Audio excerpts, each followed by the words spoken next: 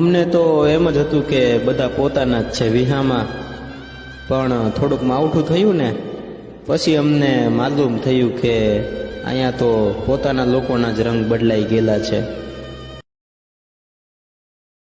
દરેક વ્યસન છૂટી જાય.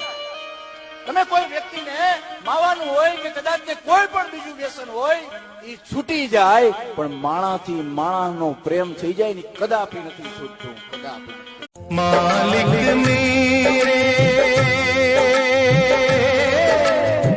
होठों पे सबके बस एक तेरा ही नाम. દરેક વ્યસન છૂટી જાય.